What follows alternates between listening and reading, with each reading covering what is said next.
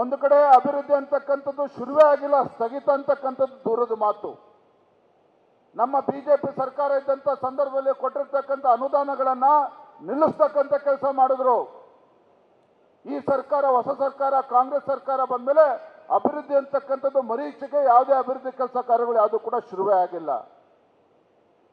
ಮತ್ತೊಂದು ಕಡೆ ಗ್ಯಾರಂಟಿಗಳು, ಯಾವ ಗ್ಯಾರಂಟಿಗಳ ಬಗ್ಗೆ ಇಡೀ ದೇಶಾದ್ಯಂತ ಪ್ರಚಾರವನ್ನು ತೆಗೆದುಕೊಂಡ್ರು. ನಮ್ಮ ಕರ್ನಾಟಕ ರಾಜ್ಯದಲ್ಲಿ ಕಾಂಗ್ರೆಸ್ ಸರ್ಕಾರ ಕೊಡ್ತಕ್ಕಂಥ ಗ್ಯಾರಂಟಿಗಳ ಬಗ್ಗೆ ರಾಜ್ಯದಲ್ಲಿ ಪ್ರಚಾರದ ಜೊತೆಗೆ ಇಡೀ ದೇಶಾದ್ಯಂತ ಪ್ರಚಾರವನ್ನು ತೆಗೆದುಕೊಂಡ್ರು. ಸ್ನೇಹಿತರೆ, ಗೊತ್ತಿರಲಿ, ಯಾವ ಗ್ಯಾರಂಟಿಗಳ ಬಗ್ಗೆ ಮಾತನಾಡ್ತಾ ಇದ್ರು ರಾಜ್ಯದ ಪರಿಸ್ಥಿತಿ ಏನಾಗಿದೆ ಅಂತ ಹೇಳಿದ್ರೆ, ಲೋಕಸಭಾ ಚುನಾವಣೆ ಮತದಾನ ಆಗ್ತಕ್ಕಂಥ 3 ದಿನ ಮುಂಚೆ, ಲೋಕಸಭಾ ಚುನಾವಣೆಗೆ ಮತದಾನ ಆಗ್ತಕ್ಕಂಥ 3 ದಿನ ಮುಂಚೆ ಆ ಗ್ಯಾರಂಟಿಗಳು ಹಣ ಏನು ಹೋಗ್ಬೇಕಾಗಿತ್ತು ರಾಜ್ಯದ ಜನರ ಅಕೌಂಟಿಗೆ ಹೋಗ್ತದೆ. ಅದು ಎಲ್ಲರ ಅಕೌಂಟಿಗಲ್ಲ, 30%, 40%, 50% ಹೋಗ್ತದೆ ಅಷ್ಟೇ. ಗೃಹಲಕ್ಷ್ಮಿ ಅದಾದ್ಮೇಲೆ ಅಲ್ಲಿಗೆ ಸ್ಥಗಿತ.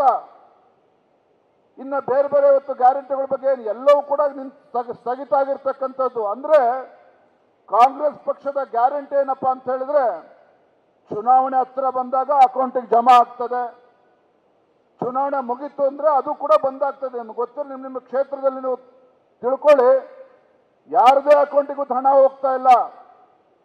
ಮತ್ತೊಂದು ಕಡೆ ಉಚಿತ ಬಸ್ ಅಂತ ಏನು ಹೇಳ್ತಾ ಇದ್ದಾರೆ, ಇವತ್ತು KSRTCಗೆ 4,000 ಕೋಟಿ ರೂಪಾಯಿ ಇವತ್ತು ರಾಜ್ಯ ಸರ್ಕಾರ ಹಣ ಕೊಡಬೇಕಾಗಿದೆ. KSRTCಗೆ ಹಣ ತುಂಬಿಸ್ತಕ್ಕಂಥ ಕೆಲಸ ರಾಜ್ಯ ಸರ್ಕಾರ ಮಾಡ್ತಾ ಇಲ್ಲ. ಪರಿಸ್ಥಿತಿ ಎಲ್ಲಿಗೆ ಬಂದು ನಿಂತಿದೆ ಅಂತ ಹೇಳಿದ್ರೆ, ಇನ್ನೊಂದು 2 ತಿಂಗಳು ಹೋದ್ರೆ KSRTC ಬಾಗ್ಲ ಹಾಕ್ತಕ್ಕಂಥ ಪರಿಸ್ಥಿತಿ ನಿರ್ಮಾಣ ಮಾಡಿದ್ದಾರೆ. ಉಚಿತ ವಿದ್ಯುತ್ ಅಂತ ಏನು ಕೊಡ್ತಾ ಇದ್ದಾರೆ, ಆ ಹಣನೂ ಕೂಡ ಕಾರ್ಪೊರೇಷನ್ಗಳಿಗೆ ಇವತ್ತು ದುಡ್ಡು ಜಮಾ ಮಾಡ್ತಾ ಇಲ್ಲ ರಾಜ್ಯ ಸರ್ಕಾರ. ಇವತ್ತು ಆ ಕಾರ್ಪೊರೇಷನ್ಗಳು ಕೂಡ ಬಾಗ್ಲು ಆಗ್ತಕ್ಕಂಥ ಪರಿಸ್ಥಿತಿ ಬಂದಿದೆ. ಇದು ಒಂದು ಕಡೆ. ಮತ್ತೊಂದು ಕಡೆ ಭ್ರಷ್ಟಾಚಾರ. ತಾವು ನೋಡ್ತಾ ಇದ್ರೆ ಕಳೆದ 2 ತಿಂಗಳಿಂದ ನನಗೆ ಹೆಮ್ಮೆ ಅನಿಸ್ತದೆ. ಯಾಕೆ ನಾವು ನಿರಂತರವಾಗಿ ನಾವು ಹೋರಾಟಗಳನ್ನು ಮಾಡ್ಕೊಂಡು ಬಂದಿದ್ದೇವೆ. ಲೋಕಸಭಾ ಚುನಾವಣೆ ಆಗಿದೆ, ನಮ್ಮ ಕಾರ್ಯಕರ್ತರು ಬಹಳ ವಿಶ್ರಾಂತಿ ತೆಗೆದುಕೊಳ್ತಿದ್ದಾರೆ ಅನ್ನೋದಿಲ್ಲ. ನಮ್ಮ ಶಾಸಕರು ಇರ್ಬೋದು, ನಮ್ಮ ಕಾರ್ಯಕರ್ತರು ಇರ್ಬೋದು, ಪ್ರತಿಯೊಬ್ಬರೂ ಸಹ ಕಳೆದ 2 ತಿಂಗಳಿಂದ ನಿರಂತರವಾಗಿ ರಾಜ್ಯಾದ್ಯಂತ ನಾವು ಹೋರಾಟವನ್ನು ಮಾಡ್ತಾ ಇದ್ದೇವೆ. ಮಂಡಲ ಮಟ್ಟದಲ್ಲಿ ಹೋರಾಟವನ್ನು ಮಾಡಿದ್ದೇವೆ, ಜಿಲ್ಲಾ ಮಟ್ಟದಲ್ಲಿ ಹೋರಾಟಗಳನ್ನು ಮಾಡಿದ್ದೇವೆ, ರಾಜ್ಯ ಮಟ್ಟದಲ್ಲೂ ಕೂಡ ಹೋರಾಟವನ್ನು ಮಾಡಿದ್ದೇವೆ. ಇವತ್ತು 2 ವಿಚಾರಗಳನ್ನ, ಭ್ರಷ್ಟಾಚಾರದ ಪ್ರಕರಣಗಳನ್ನ ಪ್ರಮುಖವನ್ನು ಉಲ್ಲೇಖ ಮಾಡೋದಕ್ಕೆ ಇಚ್ಛೆ ಪಡ್ತೇನೆ. ಮೊದಲನೇದು ವಾಲ್ಮೀಕಿ ಅಭಿವೃದ್ಧಿ ನಿಗಮದ ಹಗರಣ. ಯಾವ ಚಂದ್ರಶೇಖರ್ ಶಿವಮೊಗ್ಗದಲ್ಲಿ ಆತ್ಮಹತ್ಯೆ ಮಾಡ್ಕೊಳ್ತಾನೆ, ಲೆಕ್ಕಾಧಿಕಾರಿ, ವಾಲ್ಮೀಕಿ ಅಭಿವೃದ್ಧಿ ನಿಗಮದ ಲೆಕ್ಕಾಧಿಕಾರಿ ಶಿವಮೊಗ್ಗದಲ್ಲಿ ಆತ್ಮಹತ್ಯೆ ಮಾಡ್ಕೊಳ್ತಾನೆ. ಒಂದು ಸ್ಯೂಸೈಡ್ ನೋಟ್ ಅನ್ನು ಕೂಡ, ಡೆತ್ ನೋಟ್ ಅನ್ನು ಕೂಡ ಬರೆದಿಟ್ಟು ಆತ್ಮಹತ್ಯೆ ಮಾಡ್ಕೊಳ್ತಾನೆ. ಆ ಡೆತ್ ನೋಟ್ ಅಲ್ಲಿ ಸ್ವತಃ ಚಂದ್ರಶೇಖರ್ ಆತ್ಮಹತ್ಯೆ ಮಾಡ್ಕೊಳ್ತಕ್ಕಂಥ ಸಂದರ್ಭ ಡೆತ್ ನೋಟ್ ಅಲ್ಲಿ ಯಾವ ಮಂತ್ರಿಗಳು ಈ ಹಗರಣದಲ್ಲಿ ಭಾಗಿಯಾಗಿದ್ದಾರೆ, ಯಾವ ಮಂತ್ರಿಗಳು ವಾಲ್ಮೀಕಿ ಅಭಿವೃದ್ಧಿ ನಿಗಮದಲ್ಲಿ ಹಗರಣದಲ್ಲಿ ಭಾಗಿಯಾಗಿದ್ದಾರೆ ಅಂತಕ್ಕಂಥದ್ದನ್ನ ಸ್ಪಷ್ಟವಾಗಿ ಉಲ್ಲೇಖ ಮಾಡ್ತಾನೆ. ಆದ್ರೆ ದುರಂತ ಏನಪ್ಪಾ ಅಂತ ಹೇಳಿದ್ರೆ, ಈ ರಾಜ್ಯದ ಮುಖ್ಯಮಂತ್ರಿಗಳು ಆ ಡೆತ್ ನೋಟ್ ನೋಡಿದ ಮೇಲೂ ಸಹ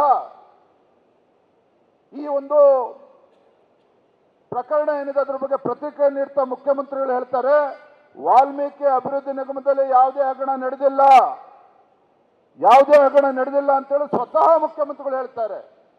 ಎಂತ ದುರಂತ ನೋಡಿ. ಮತ್ತೊಂದು ಕಡೆ ಯಾವ ಯೂನಿಯನ್ ಬ್ಯಾಂಕ್ ಆಫ್ ಇಂಡಿಯಾ ಅವರು ಕೂಡ ಕೆಲವು ಅಧಿಕಾರಿಗಳು ಶಾಮೀಲಾಗಿದ್ದಾರೆ ಅಂತೇಳಿ ಪತ್ರಿಕೆಯಲ್ಲಿ ಬಂದಂತ ನಂತರದಲ್ಲಿ ಯೂನಿಯನ್ ಬ್ಯಾಂಕ್ ಆಫ್ ಇಂಡಿಯಾ CBIಗೆ ಪತ್ರ ಬರೀತಾರೆ. ಸ್ವಾಮಿ, ಇದು 2 ಕೋಟಿ 3 ಕೋಟಿ ಅಲ್ಲ, 187 ಕೋಟಿ ಭ್ರಷ್ಟಾಚಾರದ ಪ್ರಕರಣ ಇದು ಕಾಂಗ್ರೆಸ್ ಸರ್ಕಾರದಲ್ಲಿ ಆಗಿರ್ತಕ್ಕಂಥದ್ದು. 187 ಕೋಟಿ ಭ್ರಷ್ಟಾಚಾರವನ್ನ ವಾಲ್ಮೀಕಿ ಅಭಿವೃದ್ಧಿ ನಿಗಮದಲ್ಲಿ ಆಗಿರ್ತಕ್ಕಂಥದ್ದು. ಹಾಗಾಗಿ CBI ಅವರು ತನಿಖೆ ಮಾಡಬೇಕು ಅಂತ ಹೇಳಿ ಯೂನಿಯನ್ ಬ್ಯಾಂಕ್ ಆಫ್ ಇಂಡಿಯಾ ಬರೀತಕ್ಕಂಥ ಪತ್ರ ಅದು. ಒಂದು ನಿಮಗೆ ಗೊತ್ತಿರಲಿ, ಕಾಂಗ್ರೆಸ್ ಪಕ್ಷರು ಪದೇ ಪದೇ ನಮ್ಮ ಮೇಲೆ ಆರೋಪ ಮಾಡ್ತಾರೆ, ಕೇಂದ್ರ ಸರ್ಕಾರ CBIನ ಬಳಸ್ಕೊಳ್ತದೆ, ಕೇಂದ್ರ ಸರ್ಕಾರ EDಯನ್ನು ಬಳಸ್ಕೊಳ್ತದೆ, ಸರ್ಕಾರವನ್ನು ಅಸ್ಥಿರಗೊಳಿಸ್ತಕ್ಕಂಥ ಪ್ರಯತ್ನ ಮಾಡ್ತದೆ ಅಂತೇಳಿ ಆಡಳಿತ ಪಕ್ಷದವರು ಬೊಬ್ಬೆ ಹೊಡಿತಾರೆ. ಆದರೆ ಯಾಕೆ ಸಿಬಿಐ ಬಂತು ಅಂತ ಹೇಳಿದ್ರೆ ತಮ್ಗಳಿಗೆ ಗೊತ್ತಿರಲಿ, ಪತ್ರಿಕೆಗಳೆಲ್ಲ ತಾವು ಓದಿದ್ದೀರಿ. 3 ಕೋಟಿಗೂ ಹೆಚ್ಚು ರೂಪಾಯಿ ಹಗರಣ ಆಗಿದ್ರೆ, ಯಾವುದೇ ಸರ್ಕಾರದಲ್ಲಿ 3 ಕೋಟಿಗೂ ಹೆಚ್ಚು ಮೊತ್ತದ ಹಗರಣ ಆಗಿದ್ರೆ ಅದು ಸಿಬಿಐ ತನಿಖೆನೆ ಮಾಡಬೇಕು ಅಂತಕ್ಕಂಥದ್ದು ಕಾನೂನಿದೆ. ಅದಕ್ಕೆ ಹೈಕೋರ್ಟು ಕೂಡ ಆದೇಶ ಮಾಡಬೇಕಂತ ಅವಶ್ಯಕತೆ ಇಲ್ಲ, ರಾಜ್ಯ ಸರ್ಕಾರನು ಕೂಡ ಸಿಬಿಐ ತನಿಖೆ ಮಾಡಬೇಕು ಅಂತೇಳಿ ಆದೇಶ ಮಾಡ್ತಕ್ಕಂಥ ಅವಶ್ಯಕತೆ ಇಲ್ಲ. ಯೂನಿಯನ್ ಬ್ಯಾಂಕ್ ಆಫ್ ಇಂಡಿಯಾ ಸಿಬಿಐಗೆ ಪತ್ರ ಬರೆದಂತ ನಂತರದಲ್ಲಿ